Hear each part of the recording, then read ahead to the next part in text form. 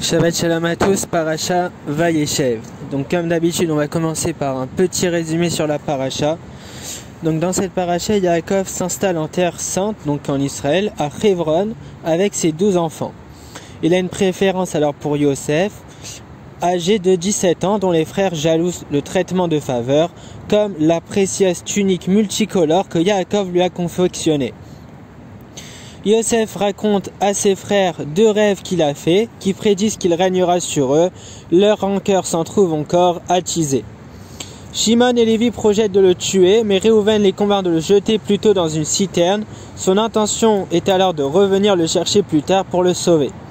Pendant que Yosef est dans la citerne et que Réhouven s'est absenté, Yehuda persuade ses frères de vendre Yosef à des Ismaélites, dont la caravane passe à proximité. Les frères trempent alors la tunique de Yosef dans le sang d'une chèvre et la montrent à leur père, lui faisant croire qu'une bête sauvage a dévoré son fils. Yehuda se marie et a 3 enfants. L'aîné Er décède jeune et sans enfant. Onan, son frère, en vertu du Lévira, épouse sa belle-sœur Tamar, mais Onan se refuse à donner une progéniture à Tamar et connaît lui aussi pour cette raison une fin prématurée. Yehuda répugne alors à donner son 3e fils en mariage à Tamar. Déterminé à obtenir une descendance de la famille de Yehuda, cette dernière prend les apparences d'une courtisane et séduit Yehuda lui-même. Quelques 3 mois plus tard, Yehuda apprend que Tamar est enceinte et ordonne son exécution pour crime de prostitution. Mais elle produit les gages que Yehuda lui a donnés. Celui-ci constate la vertu de sa bru et reconnaît sa paternité. Tamar donne naissance à 2 jumeaux, Péretz, ancêtre du roi David, et Zérach. Yosef est ensuite conduit en Égypte et vendu à Potiphar, le ministre en charge des abattoirs de Pharaon. Dieu va bénir toutes les actions de Yosef et il se trouve bientôt intendant de toutes les propriétés de son maître. L'épouse de Potiphar désire ce jeune homme beau et charismatique. Lorsque Yosef repousse ses offenses, elle accuse auprès de son mari d'avoir tenté de lui faire violence et Yosef est alors jeté en prison. Yosef gagne rapidement la confiance et l'admiration de ses geôliers qui lui confient une fonction importante dans l'administration de la prison.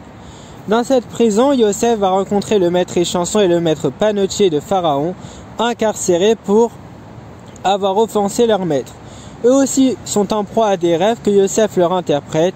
Dans 3 jours, leur dit-il, l'échanson sera rétabli dans sa position et le panetier pendu. Yosef demande à l'échanson d'intercéder pour lui auprès de Pharaon. Les 2 événements se produisent effectivement, mais l'échanson oublie Yosef et ne fait rien pour lui. Nous allons maintenant réfléchir donc à une partie de la paracha. Donc on va parler de Yosef comme on l'a vu dans le résumé avec donc la femme de Potiphar. Donc Yosef en Égypte est seul au monde et voici que donc est seul en tant que juif et voici que la femme de Potiphar s'offre à lui. Yosef va refuser avec fermeté. Il va refuser et dit à la femme donc de son maître, « Voici mon maître ne vérifie rien de ce que je fais dans sa maison, et il a remis entre mes mains tout ce qui lui appartient. Nul n'est pas plus grand que moi dans cette maison, et il ne m'a rien refusé excepté toi, parce que tu es sa femme. Donc comment ferais-je un aussi grand mal et je vais pécher contre Dieu ?» Ce refus doit être pour nous tous une leçon. Yosef pouvait jouir sans risque des charmes de l'Égyptienne.